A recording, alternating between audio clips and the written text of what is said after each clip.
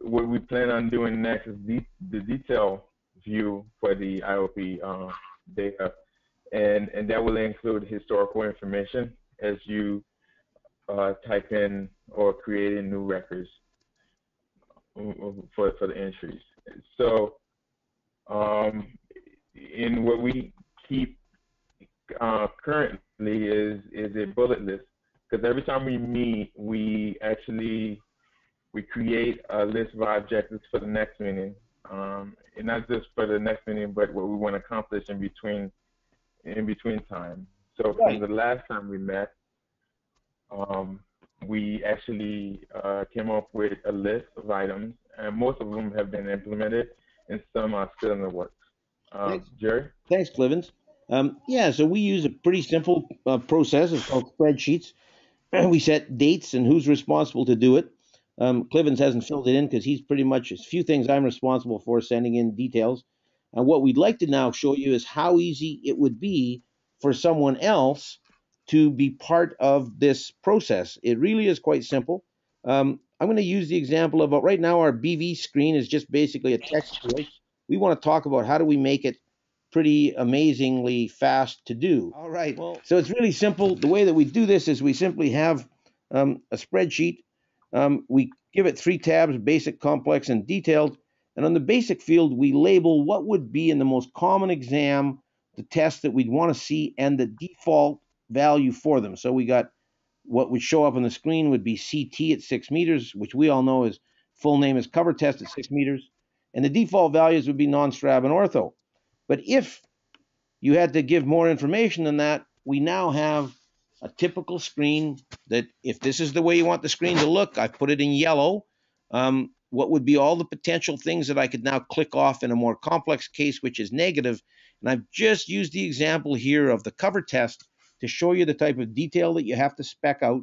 Is the cover test is going to have a number of possible results. It's got a number of possible amounts. We've got versions full and free showing you there. And this then gives the information to Clivens to make a complete pop-up. So if you wanted to be involved in this project, we could give you a specific area, whether it was BV or maybe you did orthokeratology or you did specific stuff you wanted to have a screen on specific detailed dry eye treatment. Those are all very possible, and really the architecture is just this simple. A basic screen that you'd specify, and then you specify out the complex and the detailed screens with a whole bunch of detail. It really is a very, very simple process, and it means that virtually anyone and everyone could get involved in it.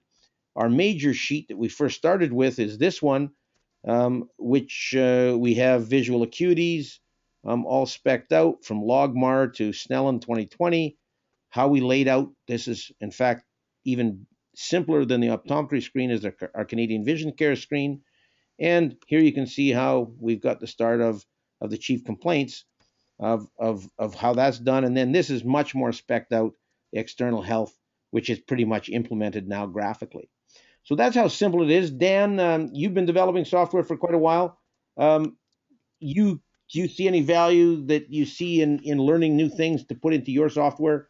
Yeah, no, for sure. There's a lot of interesting things you're showing me for the EMR. The drop-down menus are very interesting. That's all great things you guys are putting together here. Super. So the process is really simple. We basically go to the blog. From the blog spot, Dan, if you got anything you want to add to it, just feel free to blog on the Oscar by CVC blog. It's just really a matter of any browser in the world can access a blog. There's our blog right here, and the home page for it is just oscarcvc.blogspot, and then you can access everything. We've got links to the documentary of Canadian Vision Care. It was just put on TV across Canada on December 24th and January 1st.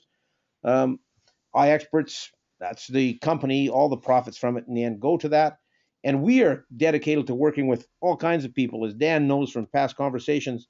We're not trying to hide any of this information at a charity level. Of course, we run servers in our charity places that the way that we can afford it as a charity. The good thing about Oscar is the software is free.